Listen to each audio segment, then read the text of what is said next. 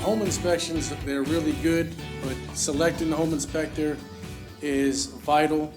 I learned a lesson when I bought my house 6 years ago. The realtor was providing me with an inspector that they recommended. With my field of work, the ladies in the office said, I got this inspector, he only charges this much money. It was like $150 cheaper than what the realtor's inspector was going to charge me. He came out, he did the inspection, he didn't give me my final paperwork. I could not track him. I could not get a hold of him.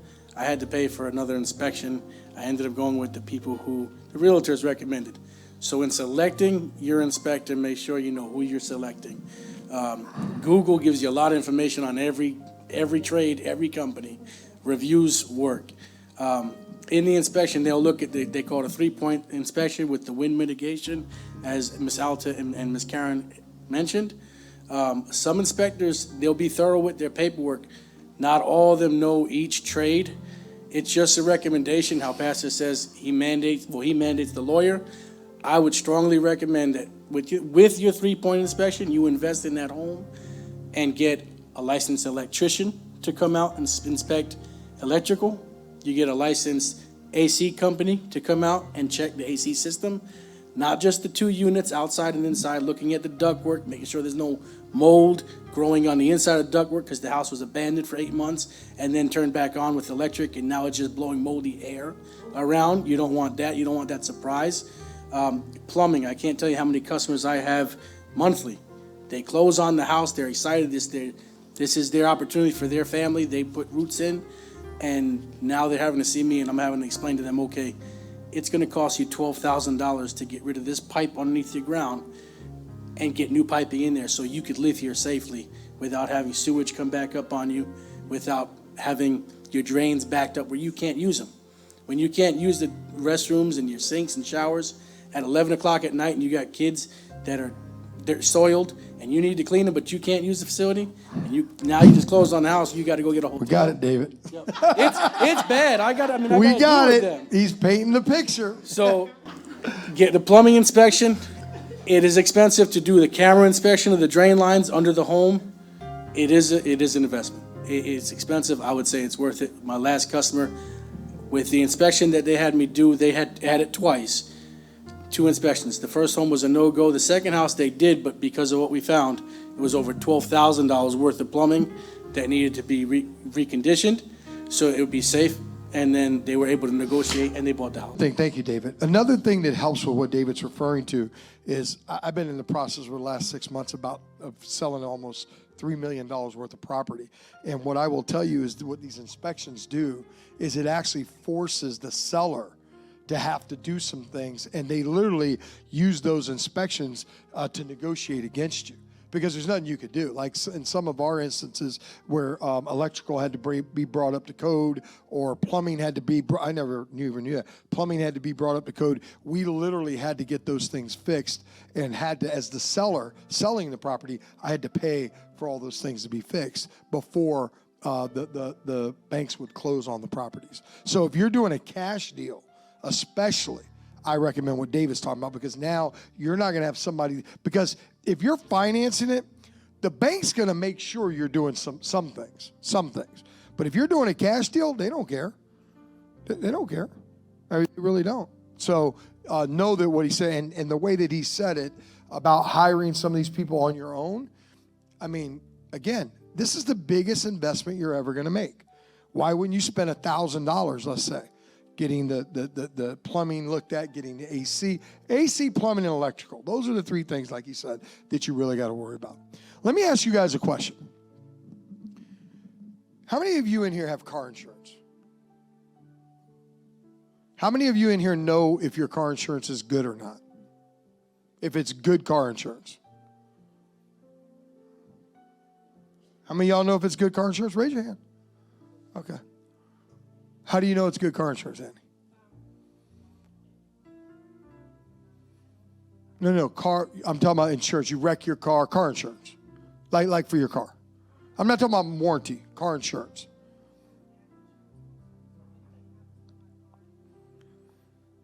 Okay.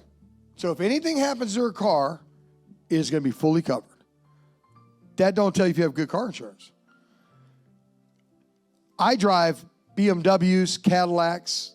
I drive nice cars. Do you know that if you have a car accident, there are some car insurance companies that will put remanufactured parts into your car? They fix it, but they don't put factory parts. They don't put new parts. So as Miss Alta was saying, and Miss Karen alluded to, the wisdom that they gave you.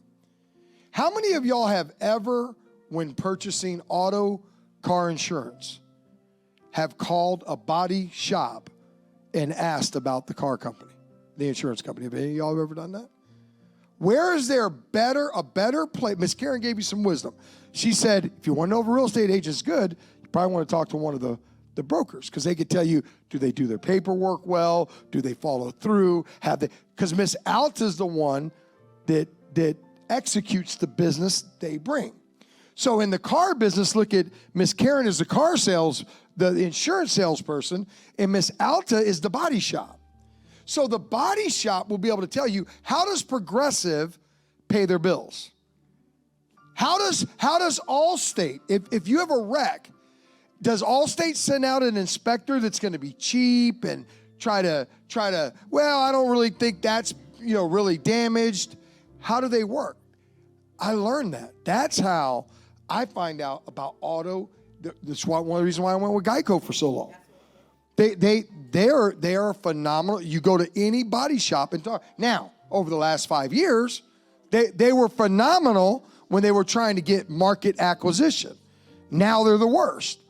Now they have Geico body shops. You go there and it's a chop shop. They're just going to do whatever they got to do, right? Because now they got the customer base, right? So you do have to change these things, right? Allstate's coming back into the Florida market for homeowners insurance. I don't know if y'all know that. Yeah, we got a quote for $4,000 for homeowners insurance, because all homeowner insurance in Florida is going to be doubling. We just got a quote for $4,000. Our homeowner insurance was $1,700 last year. $4,000 this year. We called Allstate. We got it for $1,300. $1,300. So yeah, so they're really doing things. My point is, and here's where we'll close. A home is a big investment. Be smart about it. Make sure when you buy your home, you're fully prepared the day you buy your home, not to furnish it. Don't do it Pastor Franny, right?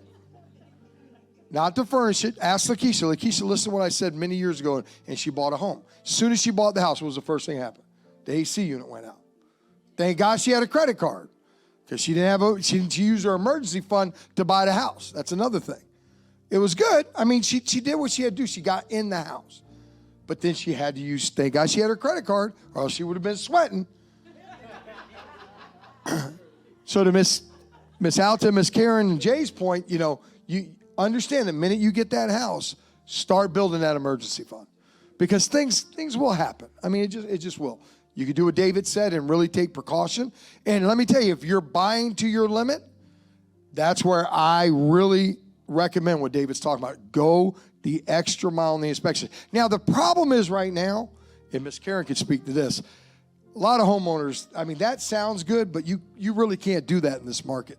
The market's too quick, right? To get that. I mean, they'll just you start telling them you want to do all those inspections, they'll probably. The inspectors that we use, they do all of the inspections, all four. Right. And they hold on to them as you need them. But the problem I have with the inspectors, and why I like what David was saying, is, Miss Karen, the inspectors are like attorneys to me. An attorney wants you to go to court. Like I had an attorney the other day, he's arguing with me to go to court.